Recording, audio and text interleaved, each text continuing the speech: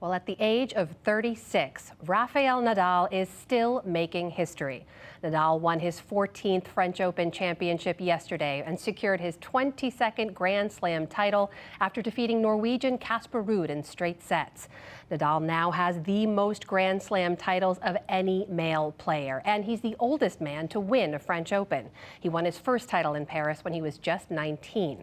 Some perspective now on Nadal's career. Gerald Marzorati covers tennis for The New Yorker, and he's the author of the book Seeing Serena, which is available in paperback next week. Gerald, welcome to the NewsHour. Thanks for joining us. So Nadal now has a French Open final record of 14-0. Going into this last one, though, how are you looking at it? Was it inevitable he would win again? Well, I don't think so. He was in a very, very tough part of the draw. He was going to have to beat Novak Djokovic to reach the final. And Carlos Alcaraz, this amazing young teenage Spaniard, very Nadal-like himself, he ended up playing and beating Djokovic.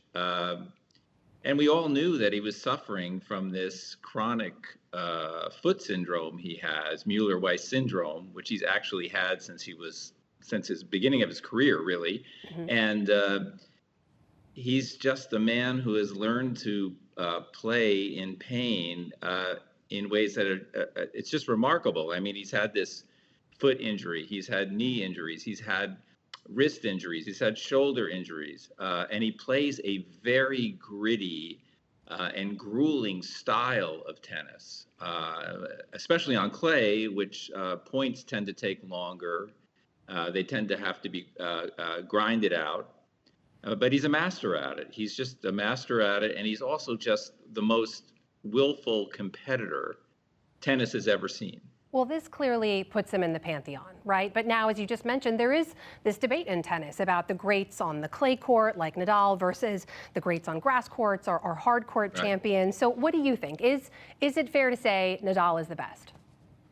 Yeah, I have to say what I think is that we are in an era where you've had these three players, Roger Federer, Rafa Nadal, and Novak Djokovic, pushing one another to greatness. I don't know that any of them would have been as great a player had the other two not been around. And so it's hard to separate. You can break down that Djokovic tends to beat both of them on hard courts, Federer the best grass court player, Rafa the best clay court player the sport has ever known on the men's side. So, but I don't know if you could have had any one of them emerge as he did without the others. So it's really, as others have said, it's a golden age of men's tennis, and it's just been a privilege to watch it these last 14 years.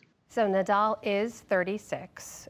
He has never been ranked outside the top 10 since that 2005 championship he won in Paris back when he was 19. He did say yesterday, I'll keep fighting to keep on going, right? But what is ahead? I mean, how much longer can he keep going like this? Yeah, I would not want to make a prediction about that. But there will come a time when Rafael Nadal is no longer playing tennis. He has said he will not take these foot injections, which he received before every match at Roland Garros the last 2 weeks, in order to alleviate the pain. There's another procedure he says he's going to have.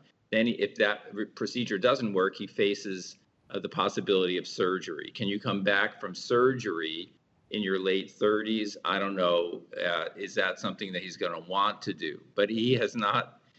This might have been a perfect drop the mic moment for him, winning this French Open, but he didn't. That isn't what he did. He says he's going to fight on, and he is a fighter. He has Michael Jordan, honestly, is the only other athlete I've ever seen with. It's a will not to lose.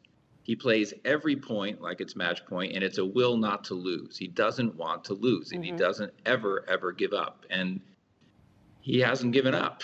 He has not, and he has been a privilege to watch. That is Gerald Marzorati, who covers tennis for The New Yorker, joining us tonight. Thank you so much. Thanks for having me.